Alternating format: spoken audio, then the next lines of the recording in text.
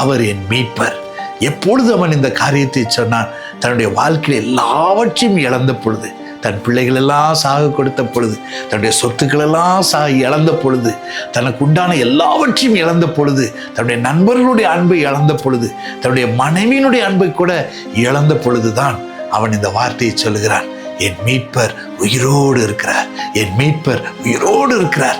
அந்த வார்த்தையை பாருங்க, அவன் இழந்த எல்லாவற்றையும் தேவன் அவனுக்கு ரெட்டிப்பாய் தேவன் அவனுக்கு கொடுக்க, தேவன் ஆசீர்வதிக்க இறங்கி வந்தார் என்று பார்க்கிறோம். என் அன்புக்குரியவர்களே, எல்லாவற்றையும் நான் இழந்து போனேன் என்று சொல்றீங்களா? இன்னைக்கு நீங்க இயேசு எப்படி கூப்பிட போறீங்க? அவர் என் மீட்பர், அவர் உயிரோடு இருக்கிறார். அவரை எப்படியாவது கல்லறையிலே வைத்து அவரை அடைத்து விட வேண்டும் என்று முயற்சி செய்தால், ஆனால் அவரை அடைக்கப்பட்ட அந்த கல் கூட விலகி பறந்து ஓடியது. அவர் உயிரோடு எழுந்தார். அவரை கல்லறை கூட அடக்கி வைக்க முடியவில்லை. அவர் உயிரோடு இருக்கிறார். அவர் என் மீட்பர் என்று சொல்லுங்க. அப்படியே அவர் நீங்கள் இழந்த எல்லாவற்றையும் உங்களுக்கு ஆசீர்வதிப்பார், உங்களுக்கு ஆசீர்வதித்து கொடுப்பார்.